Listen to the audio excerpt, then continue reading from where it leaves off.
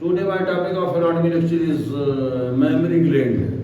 तो mammary gland को breast भी कहते हैं और इसको सदी भी कहते हैं, शेड डाल ये सदी भी कहते हैं और पिस्तान भी कहते हैं, सदी और पिस्तान।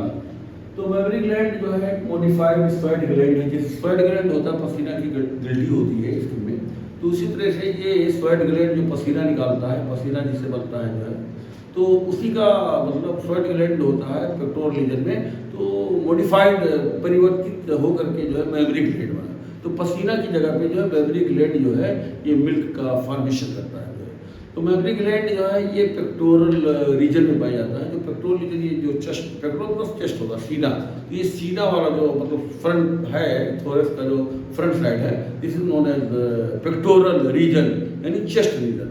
तो दो मेमोरी ग्लैंड होते हैं, एक राइट होता है और एक लेफ्ट होता है जो है। तो ये जो स्टर्नम बोन है, स्टर्नम बोन के दाहिनी तरफ राइट मेमोरी ग्लैंड और स्टर्नम बोन के बाएं तरफ लेफ्ट मेमोरी ग्लैंड जो है। तो इसका काम क्या है, ये मिल्क का प्रोडक्शन करता है और ये बच्चा जो है के लिए न्यूट्रिशन प्रोवाइड करता है। जब डिलीवरी होती है तो न्यूबॉर्न बेबी के लिए जो है ये मिल्क जो है मतलब क्योंकि ब्रेस्ट फीडिंग होती है और बच्चे का जो फूड होता है वो लिक्विड फूड होता है, तो ये ब्रेस्ट का जो ग्रोथ एंड डेवलपमेंट होता है जो है ये एस्ट्रोजन हार्मोन और प्रोजेस्टेरॉन हार्मोन के पर्याय से होता है। तो ओरी जो फीमेल में एक ओरी होती है, प्राइमरी सेक्स ऑर्गन होता है, जो फीमेल गोनेट होता है, तो वहाँ से दो सेक्स हार्मोन जो है एस्ट्रोजन हार्मोन और प्रोजेस्टेरॉन हार्मोन, तो ये आकर के जो है यहाँ पे जो है चेस्ट रीजन पे जो है और ये ब्रेस्ट का ग्रोथ एंड डेवलपमेंट विकास होते हैं जो है। और ब्रेस्ट मेल में भी होता है लेकिन वो रूडिमेंट्री होती है, मतलब नॉन फंक्शनल होता है जो है। और अगर वही ब्रेस्ट मेल में बढ़ जाए, मतलब हाइपरट्रॉफी हो जाए, हाइपरप्लेसिया हो जाए जो है, तो वहाँ के मतलब जो ब्रेस्ट के मेमोरी सेल्स होते हैं तो उसको गायनिकोमैस्टिया कहते हैं जो है। तो मेल और फीमेल दोनों में जो है मतलब ब्रेस्ट होता है। ऐसा नहीं है कि मेल में ब्रेस्ट नहीं होता है, मेल में ब्रेस्ट होता है जो है, लेकिन रूडिमेंट्री होता है, डेवलप्ड होता है, और फीमेल वाला जो है डेवलप्ड विकसित जो है मतलब ब्रेस्ट होता है जो है। तो ये ब्रेस्ट क्या है, ये मतलब मॉडिफाइड स्वेट ग्लैंड है जो कि पेक्टोरल रीजन में पाया जाता है। दो ब्रेस्ट होते हैं, एक राइट ब्रेस्ट होता है और एक लेफ्ट ब्रेस्ट होता है जो है। तो ये फीमेल जो है रिप्रोडक्टिव सिस्टम का जो है ये एक्सेसरी जो है मतलब ऑर्गन है, एक हेल्पर, एक्सेसरी मतलब हेल्पर ऑर्गन है जो है। तो breast is accessory organ of the female reproductive system, helper organ of the female reproductive system. तो और इसका जो फंक्शन है, काम है, ये मिल्क जो है का फॉर्मेशन करता है। जो प्रोलैक्टिन हार्मोन होता है वहाँ इंडियन लोबापिट्यूटरी ग्लैंड से आता है जो है। तो मिल्क का फॉर्मेशन जो है इस ग्लैंड में प्रोलैक्टिन हार्मोन कहता है और इंजेक्शन ऑफ हार्मोन यानी कि ऑक्सीटोसिन हार्मोन। ऑक्सीटोसिन हार्मोन बनता है हाइपोथैलेमस में, लेकिन आकर के पोस्टीरियर लोबापिट्यूटरी ग्लैंड में स्टोर होता है। वहाँ से आकर के जो है बच्चा जब तक ब्रेस्ट फीडिंग करता है, निपल को जब सक करता है, तो वही ऑक्सीटोसिन हार्मोन आकर के ब्रेस्ट में जो मिल्क स्टोर रहता है उसको जो है बच्चे के मुंह तक लाता है। मतलब action of milk is done by the oxytocin hormone and synthesis of milk is done by the prolactin hormone. तो इस तरह से तो breast is modified sweat gland present in the pectoral region. तो ये पेक्टोरल रीजन है, this is pectoral region, एक right breast और एक लेफ्ट ब्रेस्ट। तो ये इस का जो मतलब चार क्वाड्रेंट में डिवाइड किया गया है। एक वर्टिकल लाइन ब्रेस्ट के बीच में एक वर्टिकल लाइन ड्रा कर दी गई, try vertical line and horizontal line. इस तरह breast is divided into 4 part है और each part is known as quadrant. तो this is upper and left quadrant, OLQ मतलब अपर लेफ्ट क्वाड्रेंट। तो ये ऊपर का और बाहर का मतलब चौथा हिस्सा है और ये लोअर एंड लेटर क्वाड्रेंट। तो लोअर एंड लेटर क्वाड्रेंट नीचे का और बाहर का मतलब चौथा हिस्सा है। ये अपर एंड मिडिल क्वाड्रेंट। अपर माने ऊपर, मिडिल बने अंदर, और क्वाड्रेंट तो चौथा ही, अपर मिडिल क्वाड्रेंट और लोअर मिडिल क्वाड्रेंट। इसलिए 4 हिस्से में ब्रेस्ट जो है डिवाइड हो जाता है। और यहाँ से अपर लेटरल क्वाड्रेंट से जो है एक जो है मतलब स्मॉल एक्सटेंशन ऐसे निकलता है जो है स्मॉल एक्सटेंशन। और ये स्मॉल एक्सटेंशन जो होता है एक जो है प्रोजेक्शन निकलता है जो है this is small extension arising from the upper lateral quadrant of the mammary gland। तो मेमोरी ग्लैंड के अपर ऊपर के और बाहर के जो चौथाई से जो है एक जो है मतलब उभार निकलता है, और ये उभार कहाँ जाता है? एक्सिला में जाता है।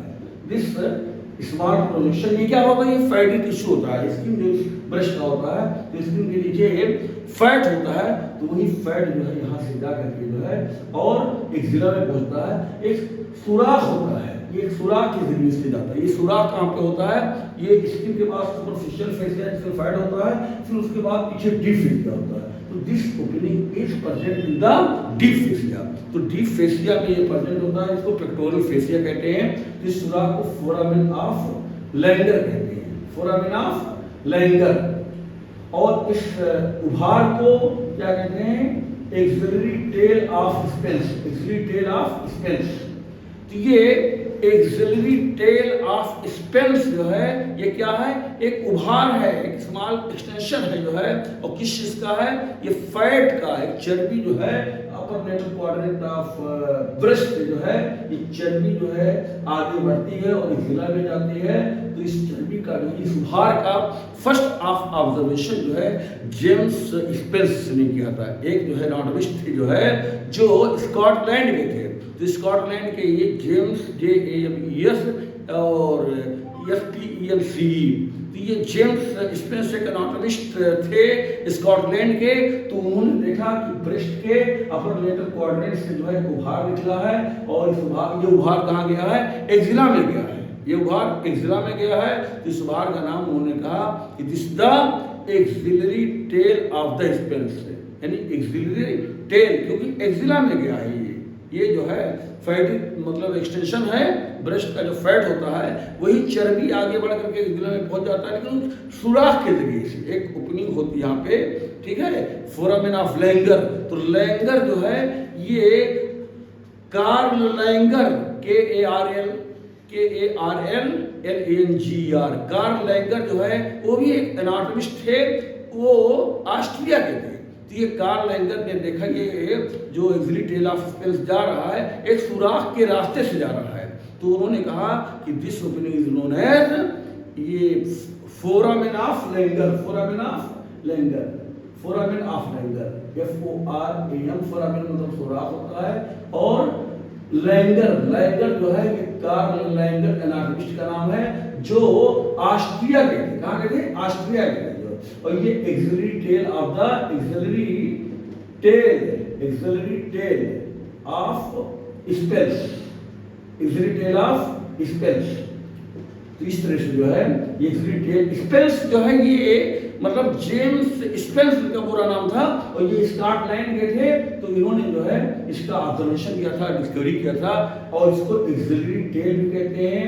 इस उभार को एक्सिलरी टेल ऑफ स्पेंस भी कहते हैं, और इसको स्पेंस टेल भी कहते हैं, और इसको एक्सिलरी प्रोसेस भी कहते हैं, एक्सिलरी प्रोसेस कहते हैं। ये फोरामेन ऑफ लैंगर है। और इसका जो ब्रेस्ट का वर्टिकल एक्सटेंशन होता है, वर्टिकल एक्सटेंशन जो है ये सेकंड रिब से लेकर के और 6 rib, second, third, fourth, fifth and sixth, यानी दूसरी पसली से लेकर के जो है और छठवीं पसली, इस the vertical extension of the ऊपर से नीचे किस रिब के लेवल पे होता है? सेकंड, दूसरी पसली, तीसरी पसली, चौथी पसली, पांचवी और छठवीं, इस the vertical extension of breast. और इसका जो हॉरिजॉन्टल एक्सटेंशन होता है जो है तो ये स्टर्नल मार्जिन से लेकर के और ये मिड एक्सिलरी लाइन, ये मिड एक्सिलरी लाइन है। तो the horizontal extension of the breast is from the mid sternal line, in sternum bone का जो बिल्कुल मिड स्टर्नल लाइन है यहाँ से लेकर के और एक्सिला का जो मिड एक्सिलरी लाइन है यहाँ तक इसका हॉरिजॉन्टल एक्सटेंशन होता है। तो horizontal extension of the breast is from the mid sternal line to the mid axillary line. Mid sternal line का मतलब स्टर्नम बोन के बिल्कुल बीचों बीच की रेखा, और मिड एक्सिलरी लाइन का मतलब एक्सिला में जो है 3 लाइन होते हैं, एक इंटीरियर एक्सिलरी लाइन, एक पोस्टीरियर एक्सिलरी लाइन, और दोनों लाइन के बीच में मिड एक्सिलरी लाइन होता है। तो ब्रेस्ट का horizontal extension mid sternal line to mid axillary line. और उसके बाद इसका जो डीप स्ट्रक्चर होता है, मतलब डीप रिलेशन ब्रेस्ट का, तो ब्रेस्ट का जो डीप रिलेशन होता है तो number 1 retromammary space, retromammary space. Retro mammary space, यानी कि ये जो ब्रेस्ट है तो ब्रेस्ट के पीछे रिट्रो मेमोरी स्पेस होता है, यहाँ लूज टिश्यू होता है, लूज एरोल टिश्यू होता है। फिर उसके बाद में ये डीप फेसिया होता है, डीप फेसिया होता है। तो डीप रिलेशन में अगर ये ब्रेस्ट का पोस्टीरियर सरफेस है तो this is retro mammary space, जहां पर ये ग्रीन मार्कर जो है क्या है, ये रिट्रो मेमोरी स्पेस है, और यहाँ पर लूज एरोल टिश्यू रखा हुआ है। और उसके बाद ये डीप फेसिया है, और डीप फेसिया जो होता है ये पेक्टोरल फेसिया कहते हैं। पेक्टोरल फेसिया के बाद में, डीप फेसिया के बाद ये pectoralis major muscle, external oblique muscle और सीरेटस इंटीरियर मसल। तो there are 3 muscles behind the मतलब ब्रेस्ट। तो ब्रेस्ट का जो डीप रिलेशन होता है इसका ये क्या है, एक तो रिट्रो मेमोरी स्पेस, रिट्रो मतलब होता है पीछे और मेमोरी मतलब ब्रेस्ट होता है। तो ये ब्रेस्ट के जो है, ब्रेस्ट के पीछे जो है सबसे पहले रिट्रो मेमोरी स्पेस, जहां पर लूज एनुअल टिश्यू रखा हुआ है, उसके बाद में डीप फेसिया जिसको पेक्टोरल फेसिया कहते हैं। फिर उसके बाद में there are 3 muscles, number 1 pectoralis major muscles, number 2 external oblique muscle, number 3 serratus interior muscle. तो ये रिलेशन हो गया ब्रेस्ट का। और ब्रेस्ट के पास जो है, ब्रेस्ट के पास देयर आर 2 सरफेस, एक इंटीरियर सरफेस और एक पोस्टीरियर सरफेस। ये इंटीरियर सरफेस है और ये पोस्टीरियर सरफेस है, और एक बेस होता है और एक अपेक्स होता है। There is 1 apex and 1 base. इस तरह से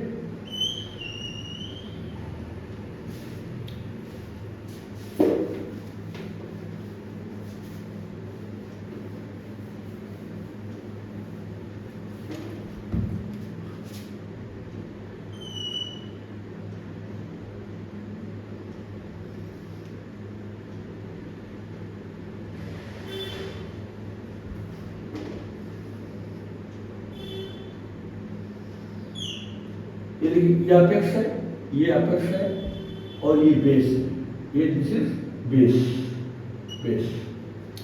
तो ये अपेक्स है, ये बेस है और ये एंटीरियर सरफेस है। This is anterior surface of breast and this is posterior surface of the breast. तो इस तरह से, और यहीं पर जो है ये लूज जो है, लूज टिश्यू रखा रहता है, इसको रिट्रो मेमोरी स्पेस कहते हैं। और ये जो है ये this is pectoral fascia, this is pectoral fascia, और यहाँ पर जो है ये पेक्टोरलिस मेजर मसल्स और external oblique muscles of abdomen और सीरेटस इंटीरियर मसल। तो ये डीप रिलेशन हो गया। तो ब्रेस्ट के पीछे जो है डीप रिलेशन में इसका संबंध ब्रेस्ट से है, एक रिट्रो मेमोरी स्पेस और एक पेक्टोरल फेसिया, और एक जो है 3 मसल्स होते हैं, pectoralis major muscles, external oblique muscles और सीरेटस इंटीरियर मसल्स। अब ब्रेस्ट की स्टडी जो है पूरी रेडी हो जाती है। पहला है स्किन, दूसरा है पैरेन्काइमा, तीसरा स्ट्रोमा। स्किन जो है, देखिए स्किन जो है ये there is a conical elevation. Skin का जो है मतलब एक कोनिकल एलिवेशन है जिसको निपल कहते हैं, this is known as nipple. तो निपल जो होता है, ये nipple this is the conical elevation present below the centre of head. ये कोनिकल एलिवेशन है जो है, जो ब्रेस्ट के सेंटर के नीचे प्रेजेंट होता है।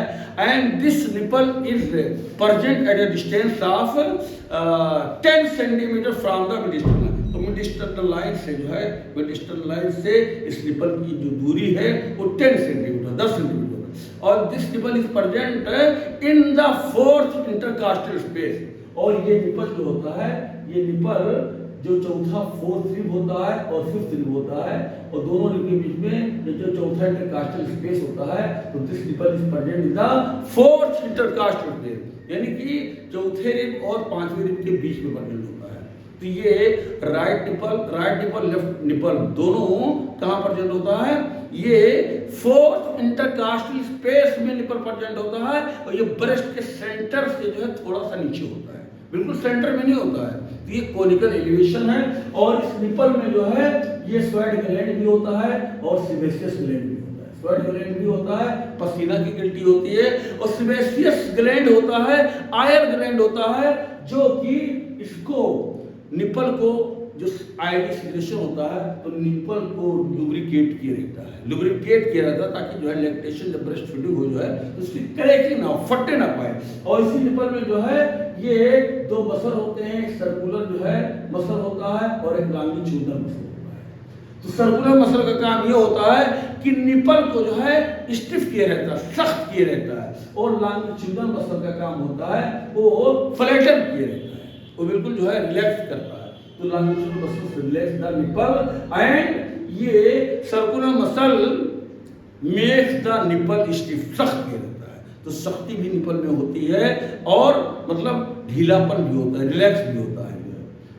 तो इस तरह से और इस निपल में जो है मतलब 15 से 20 जो है लैक्टिफेरस डक्ट की ओपनिंग होती है, 15 से 20 लैक्टिफेरस डक्ट की जो है क्या होती है, ओपनिंग होती है। तो देयर इज 15 टू 20 15 से 20 lactiferous duct opening into the nipple. और इस निपल के जो है निपल के चारों तरफ का एरिया जो होता है, जो निपल होता है तो निपल के चारों तरफ जो एरिया होता है जो है सर्कुलर एरिया होता है जिसको एरियोला कहते हैं।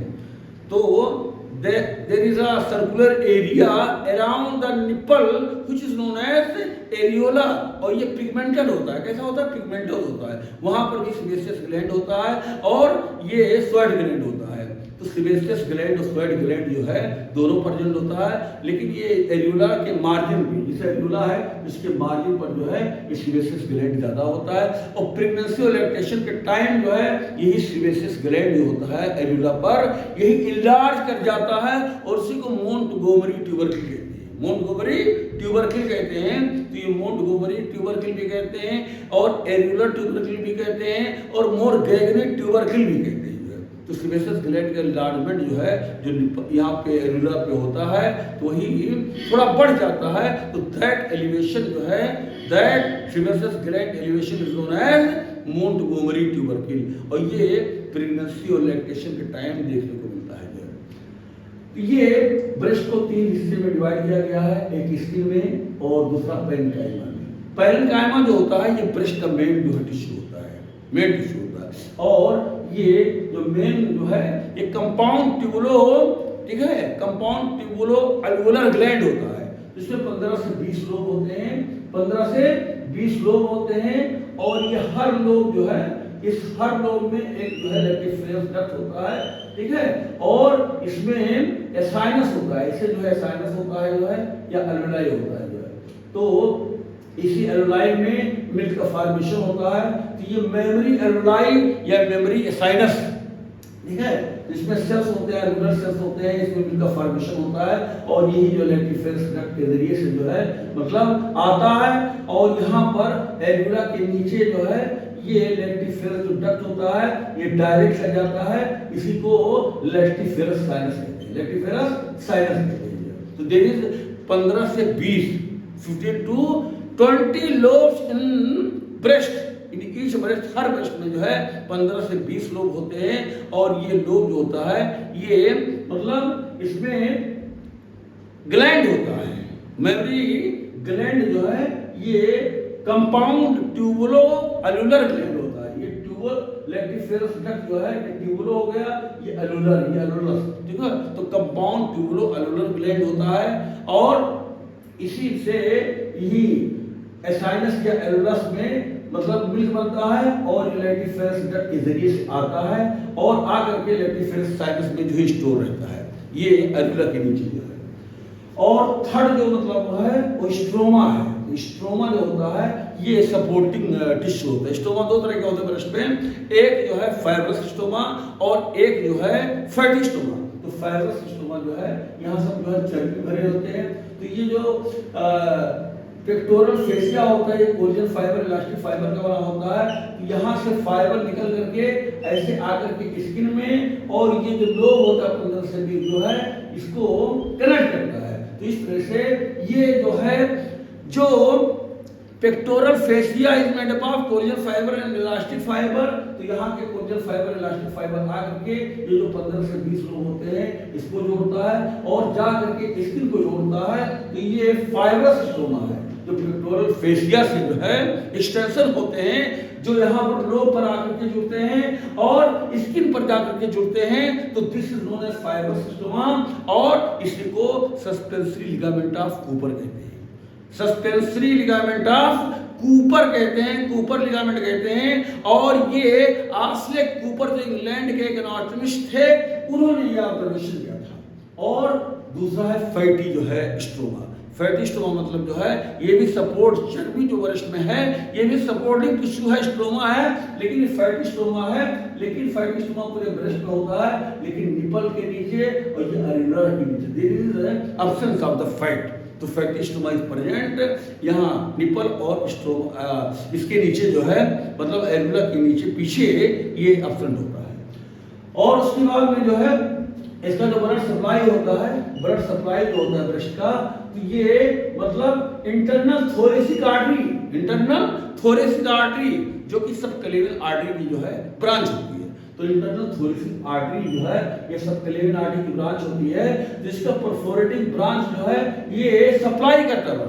उसके बाद एक्सिलरी आर्टरी की जो है ये सुपीरियर थोरेसिक आर्टरी और लेटरल थोरेसिक आर्टरी और एक्रोमियो थोरेसिक आर्टरी। तो there is 3 branch of the axillary artery, और यही जो है एक सुपीरियर थोरेसिक आर्टरी और एक लेटरल थोरेसिक आर्टरी और एक एक्रोमियो थोरेसिक आर्टरी। और उसके बाद में जो है ये पोस्टीरियर इंटरकॉस्टल ब्रांच, जो पोस्टीरियर इंटरकॉस्टल आर्टरी होती है, तो इसकी कुछ ब्रांच जाकर के ब्रेस्ट को supply, perforating branch of the posterior intercostal artery. इस तरह से there are 3 arteries which supply to the breast. एक सब क्लेवियन आर्टरी की ब्रांच होती है, सब क्लेवियन आर्टरी की ब्रांच जो है इंटरनल थोरेसिक आर्टरी होती है, और इंटरनल थोरेसिक आर्टरी की ब्रांच जो है परफोरेटिंग आर्टरी होती है।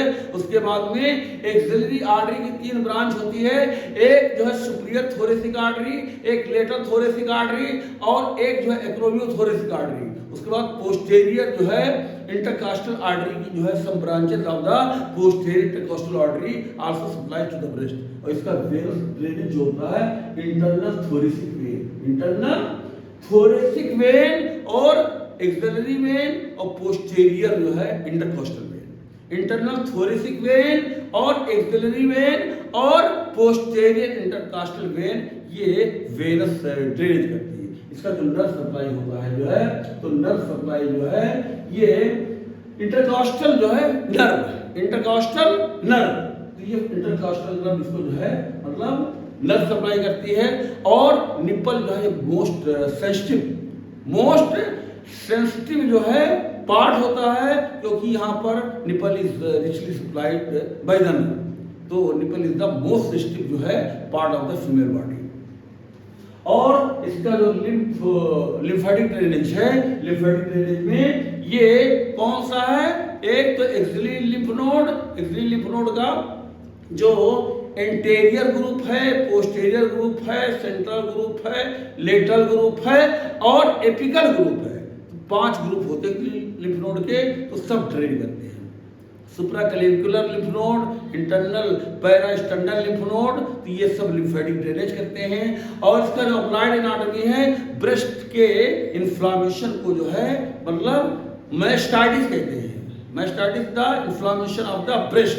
और ये फाइब्रोइडिनोमा एक बिनाइन ट्यूमर होता है जो है, तो उसको माउस ब्रेस्ट कहते हैं, क्योंकि फाइब्रोइडिनोमा जो होता है वो थोड़ा सा एक गिल्टी बन जाती है। अगर उसको एक बार पकड़ लिया जाए, ठीक है, तो सर्जरी हो जाएगी, लेकिन अगर छूट जाए तो मुश्किल, दोबारा पकड़ना जो है मुश्किल हो जाता है। इस वजह से अगर फाइब्रोइडिनोमा ऑफ द ब्रेस्ट को माउस ब्रेस्ट कहते हैं। जैसे चूहा होता है, एक बार पकड़ में आ गया जो है तो ठीक है, अगर वो छूट गया फिर दोबारा पकड़ना मुश्किल हो जाता है। उसी तरह से अगर ब्रेस्ट में जो है कोई ट्यूमर, बिनाइन ट्यूमर बन जाए और उसको आपने पकड़ लिया, कैच कर लिया, ठीक है, सर्जरी के वक्त, तो ठीक है, अगर छूट गया फिर दोबारा पकड़ना बड़ा मुश्किल हो जाता है। तो fibroadenoma is the benign tumour of the breast, ठीक है, which is known as the mouse breast. और इसका मैलिग्नेंट ट्यूमर जो होता है, मैलिग्नेंट ट्यूमर को कैंसर कहते हैं, ब्रेस्ट कैंसर कहते हैं। तो मैलिग्नेंट ट्यूमर क्या है, ये breast cancer is the malignant tumour of the breast. और इसके सर्जरी को, surgical operation of the breast is known as mastectomy. Mastectomy मतलब रिमूवल ऑफ द ब्रेस्ट, तो in these words I want to finish my lecture. और अगर breast का मतलब normal से ज़्यादा बढ़ जाए तो उसको मैक्रोमेस्टिया कहते हैं। मैक्रो मतलब बड़ा और मेस्टिया। तो नॉर्मल ब्रेस्ट से अगर ब्रेस्ट का साइज जो हाइपरट्रॉफी या हाइपरप्लेसिया ब्रेस्ट में ज़्यादा हो जाए तो ब्रेस्ट जो है बहुत बड़ा हो जाता है, इनलार्ज हो जाता है, तो that condition is known as macromastia. MSTR और मैक्रो ने बड़ा होना और मेस्टिया ने ब्रेस्ट होगा। लेकिन अगर वही ब्रेस्ट जो है मेल में इनलार्ज हो जाए, हाइपरप्लेसिया हो जाए और हाइपरट्रॉफी हो जाए तो उसको गायनिकोमेस्टिया कहते हैं। गायको और निपल के इन्फ्लामेशन को थिलाइटिस कहते हैं। निपल के इन्फ्लामेशन को थिलाइटिस कहते हैं। अगर ब्रेस्ट एब्सेंट है तो उसको अमेस्टिया कहते हैं। AMASTIA। If breast is absent, then this condition is known as amastia. Amastia. AMASTIA। एमेस्टिया मतलब absence of the breast। अगर निपल एब्सेंट है तो उसे अथीलिया कहते हैं। ATHELIA। अथीलिया मतलब absence of the nipple। तो in these words I want to finish my lecture.